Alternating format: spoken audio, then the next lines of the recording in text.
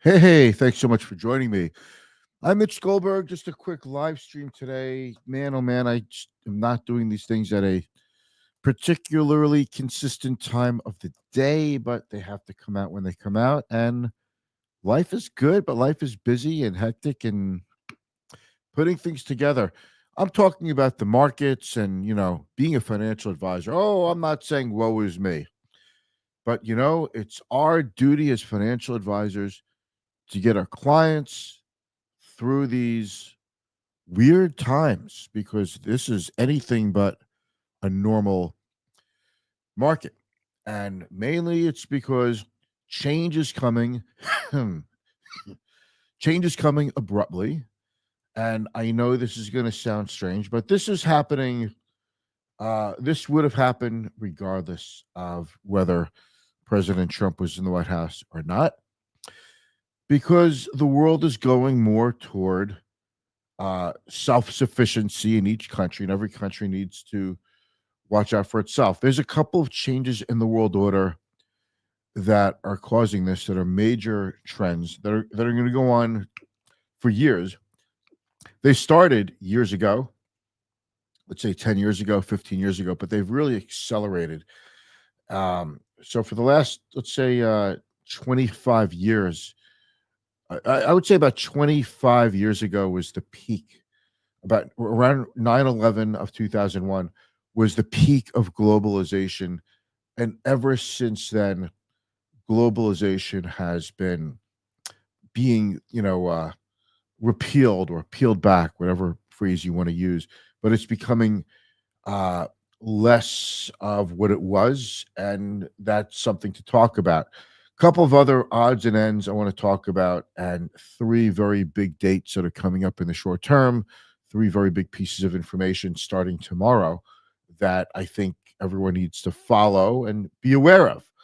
It doesn't mean you make investment decisions on all of these little dates, but you want to know what's going on in the markets. You want to make your own buy and sell decisions and do the best you can financially to get prepared for your future.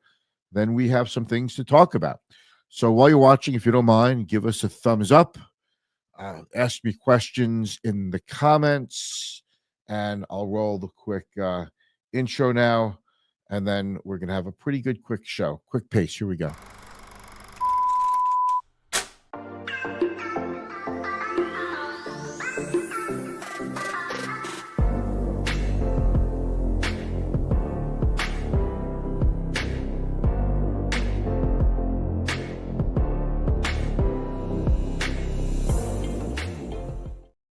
Thanks for joining me. I'm Mitch Goldberg with Client First Strategy. Welcome to the pod.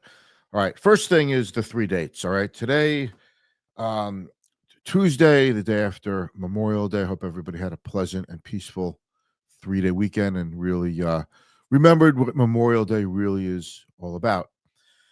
So, first thing is tomorrow we have, after the close, earnings from the world's most important stock, and that's Nvidia. That's the whole center of the AI revolution, and it's also now in the crosshairs of business with China and tariff policy. So it's a pretty big deal. Their H2O chip, their Blackwell chip, they have a we have a lot to say. We're going to find out if their Blackwell chip is selling and as hot as it's expected to be. We're going to see how they're adapting to selling down, selling watered down versions of chips to China. And they're going to talk about what they see as how policies from the administration are affecting them. But it's a very big deal. It's the second most valuable stock in the world, and we need to see what they have to say in their earnings because that could basically give you a good tell on how the other big Magnificent Seven stocks and anyone else that's really involved in AI or that's betting their future in AI, or at least companies that have caught a bid from investors because they expect AI to do wonders for their stocks. So, and it's not just the Magnificent Seven. There's lots of companies that are pushing some form of um, AI future. All right. So, but the what's the expression? The head of the spear or the tip of the spear? Um, the tip of the spear is definitely NVIDIA. We'll see what they have to say tomorrow, what what their CEO has to say about all the stuff.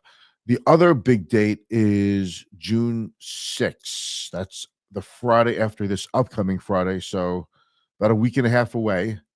Let's say starting tomorrow, it's a week and a half away.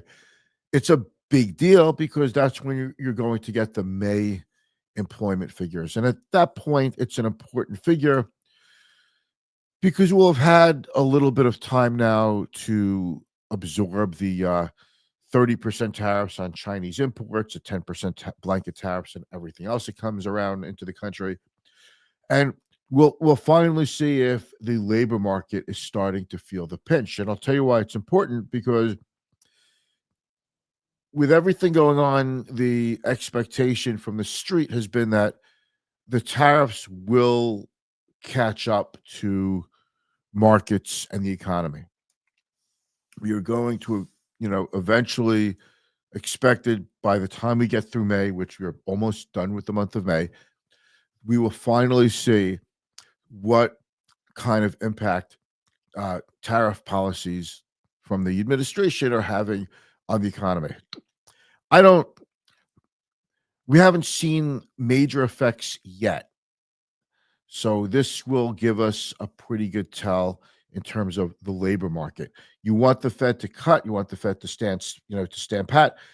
If the labor market weakens, you'll get the Federal Reserve involved. The Fed will say, we have to protect employment. Now the Fed has a dual mandate: protect employment, keep inflation steady, not necessarily low, but steady. Right now, the Fed's target is 2%. That was never in like the official charter of the Federal Reserve Bank of the United States to have a 2% inflation rate.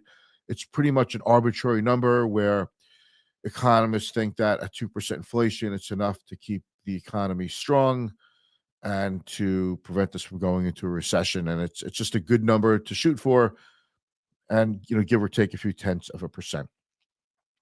So speaking of inflation, the next CPI, Consumer Price Index, number is coming out June 11th. So that'll be a big deal because if you see inflation go up because of tariffs, that means the Fed is out of play. It'll mean consumers are getting miserable. They're paying more.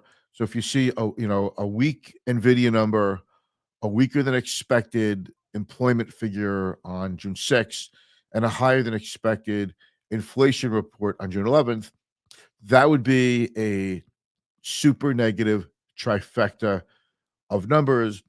And I don't think the stock market could overcome that. Not in short order. I'm not saying the market has to plunge, but I think it's definitely a negative for the market. It's definitely a negative for bonds, for stocks. It's a negative for the economy. It's just a negative for everybody. Think about that. Rising inflation, rising unemployment. That keeps the Fed boxed in because now they can't fight either one. Because now there's just two opposing principles. And if the Nvidia numbers come in weak, that'll take a lot of the oomph. That's like my economist word to describe the market lately. Oomph. Market's up a lot since the April bottom, and we'll see. But that would pull the rug out from that whole AI thing and a lot of the big tech stocks, in particular the Mag 7 stocks. So we'll have to see these numbers. I'm willing to take a gander that 2 out of those 3 will be pretty good, and 1 will probably just be in line as expected. But as of now, I don't really have any major reason. I don't have any reason to doubt any of those numbers. In fact, the stock market has been acting really strong. We had a big surge today. If you recall, about a week ago, President Trump puts a 50% tariff on European imports. Then the Europeans say, hey, we want to talk. And now Trump says we're going to delay those tariffs for, I think he said till July 9th, and we will talk. Let me tell you, if this is what it takes and Europeans and everybody else comes to the table and talks deals, then, Trump will prove himself as a really strong, hard negotiator. So far, the only deals have come out are no deals. We have a framework to talk more with the UK and a framework to talk more with China, but that has averted the worst possible outcomes for now. Kevin Hassett, Trump's economic advisor, says that there are a couple of deals that could be announced any day, and I think that is being taken to heart, taken as truthful, and investors are looking forward to seeing those deals. And I think investors are going to um, give Trump more slack. I think everybody wants good things. I don't think Trump wants to destroy the economy. I mean, I think anyone who thinks that is just you're either, I don't know, belligerently party, or you're so political that you want that. I don't know. I don't think Trump wants to hurt the economy. I think that he's taking a gamble and doing some politically taking some politically unpopular risks with the economy, because he must believe in his policies, that we will get through this, and that this is all a big negotiating tactic. It does put investors in the middle, but if you are a long-term investor, you have to expect that you will get through this one way or another. Because if Trump's gamble loses, even if it's wrong and it doesn't work out, he could reverse himself. He's proven time and again that he's willing to reverse himself on a number of issues, or another political party or president comes into power and will say, I have a great way to reduce inflation. I'm going to get rid of tariffs, and that's all gone. And screw it if companies came to the United States to produce more to avoid tariffs. So that's a tough place to be in, though. And if you say, well, let's get rid of the tariffs, that means every company that said they're going to produce more or add to factory capacity here, now they're back into a high cost place because the tariffs are gone, and they're better off just, you know, um, going back to where the way things were. I think that's why so many companies are going to slow up their plans. I know a lot of companies are saying, "Hey, we're going to build here. We're going to put this plant up or that factory up." They're talking about it, but I see everybody slow walking this to see how the arguments and the tariff policies and the politics in the United States shape out, how they work out. Okay, so let's talk about some odds and ends. I want to talk to you about something that I talk to young people about, because I very often talk to my clients' children about uh, personal wealth and how to get started. And I'm a good intermediary, because sometimes the kids who are in their 20s to 30s don't want to necessarily listen to mom and dad, but they'll listen to me. They give me the respect, and I appreciate it. One thing I tell a lot of the young people, I'm talking the 25 and under set, is credit cards are good. Now they're taught, the kids are taught credit cards are terrible and they're the worst thing, because you could get into trouble with them, just like a lot of other things you could get into trouble with. That's why we raised the drinking age to 21. Hopefully, people don't get into as much trouble, right? With that, we have laws in the books to protect us from people who drink and drive. We want to do things to protect people, and one of the things we do is we say credit cards are bad. But this is a big but. A lot of people, young people, have debit cards, and that's very, very popular. Hey, Jerry. Jerry, nice to see you. Thank you so much for joining me. So, a lot of young people, my children included, use debit cards, because when your kid's about 15, 16, you get them their own checking account, high school checking account with a debit card. The thing is, these kids keep the debit cards through college, and then they get out of college and they have a debit card. But debit cards do not help build credit history. And I urge young people, including children of my clients, who don't have a credit card. It's kind of amazing that 25-year-olds don't have a credit card. When I was 25, you got a credit card. When I was 22, you got a credit card. In fact, I graduated college in 89. The first thing I did was get an American Express card, because I wanted to say member since 89. I wanted that 8 there. I didn't want to go into the 90s, and I felt good. My father's card said like member since like 67 or something, or 66. So I wanted to do that. But a credit card is a good thing if you don't misuse it, if you don't abuse it.